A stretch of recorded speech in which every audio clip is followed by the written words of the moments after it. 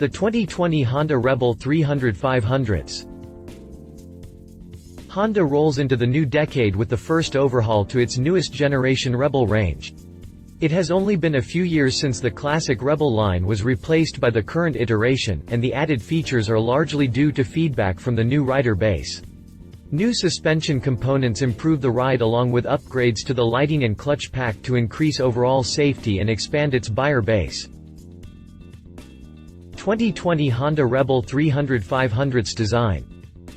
The new Rebel 300 500s carries itself with much the same panache as the initial new Rebels, but with a few important distinctions.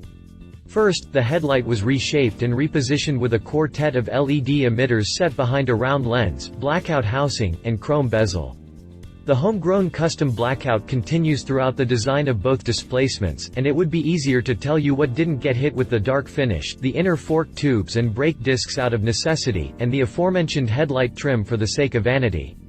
This effectively gives the Rebel a home-built vibe, but it doesn't stop there. Fenders front and rear are both heavily bobbed with builds that seek the lightest balance between weight and function, and this, too, adds to the homemade look. The exposed framing goes with the design flow and adds an industrial edge to the package.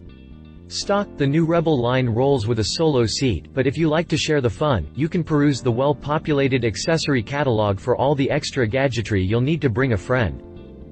A blackened, short-rise handlebar and low-rise clamp push your hands back just a skosh to make for a comfortable, relatively upright riding posture in keeping with the long-standing cruiser tradition of the Rebel family, even if the foot controls are in a sportier, heels-under-butt position. The unusual way the oddly shaped 2.96-gallon fuel tank is perched on the frame lends even more custom flavor to the mix to finish off the aesthetics in a way that, I gotta say, looks nothing like the original Honda Rebel that launched a sub-genre and inspired a cult-like following. Not saying that's a bad thing, just making an observation. A 67 mpg fuel efficiency rating gives the 500 a range right around 200 miles per fill-up, which should be plenty for some very light long-distance work right along with urban commutes. One thing is certain, the 27.2-inch high seat is an improved feature that will endear itself to your butt with its new plusher foam construction and especially to shorter riders as it provides plenty of leverage for riders with less than athletic legs. 2020 Honda Rebel 300 500s chassis. Steel tubing members make up the completely exposed frame with plate gussets for stiffness. The 28-degree rake angle and 4.3-inch trail helps it track to combat the squirreliness that a sport bike steering geometry would provide. It's billed as a cruiser, and those are some mighty cruise-tastic steering numbers to go with the 58.7-inch wheelbase. Since the 300 weighs in at 364 pounds wet and the 500 weighs in at 408 pounds wet, there's no getting around the fact that these are very light bikes. The good news is, even the largest of the pair is easily finessed without being reduced to a wrestling match of mass versus muscle. It should be very unintimidating to riders who are new to cruisers, or just plain new to riding altogether.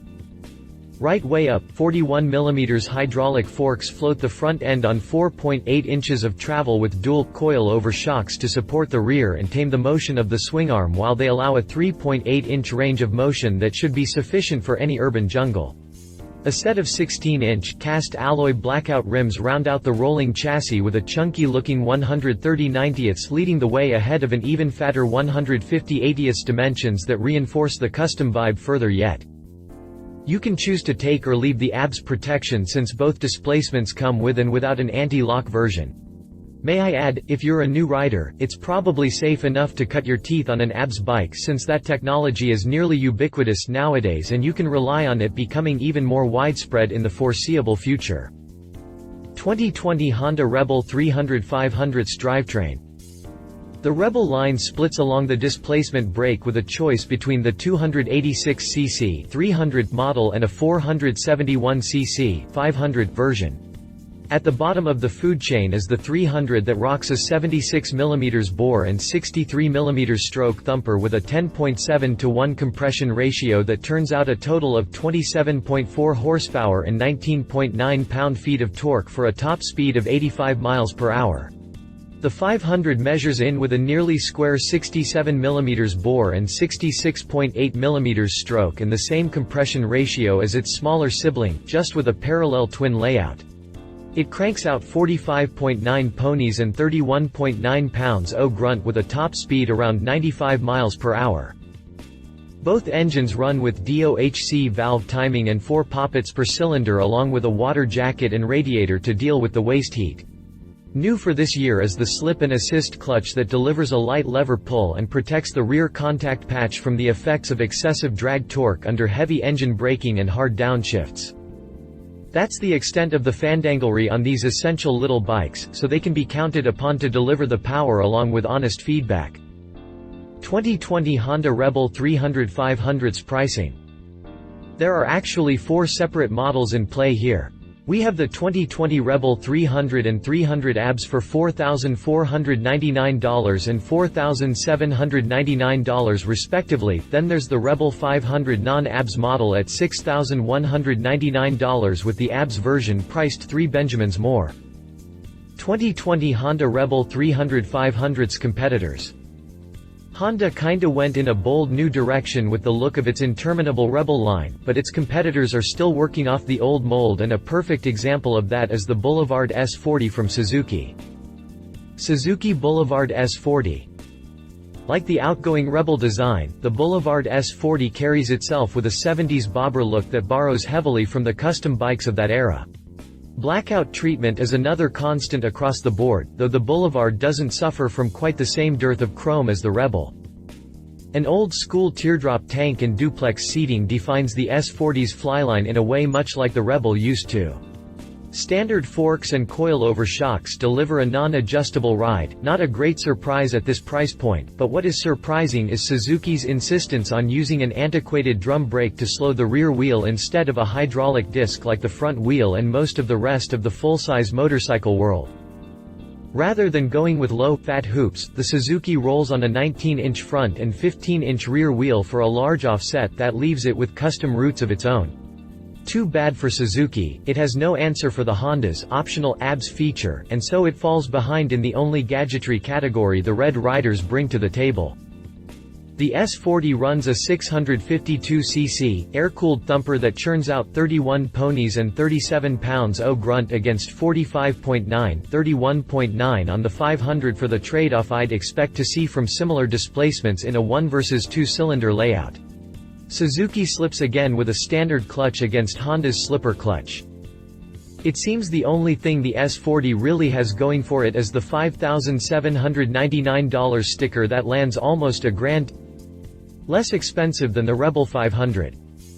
Read our full review of the Suzuki Boulevard S40. He said, "I'm kinda torn here. As a former Rebel rider, I will always hold the old design close to my heart, and this new machine looks nothing like it, but on the other hand, it was a dated design and the younger riders make up the target audience for this bike. Got to cater to your crowd, you know? Looking at the rider's triangle, it certainly seems like the new Rebels are going to be as cramped for taller riders as they ever were." She said. My wife and fellow motorcycle rider, Alan Hinton, says, "I was never really a Rebel fan back in the day, but I am digging the new styling and getting more appreciation for this iconic little ride. It's very approachable and unintimidating, so for new riders, this is right up your alley. For experienced riders, it's nice to just get on and feel comfortable." One thing I will say, though, on the 500, the clutch cover seems big and a bit intrusive right there at the rear brake lever. I can see that being a bit wearisome after a long ride. 2020 Honda Rebel 300/500 specifications. If you liked this video, please share your thoughts in the comments below and don't forget to hit the subscribe button.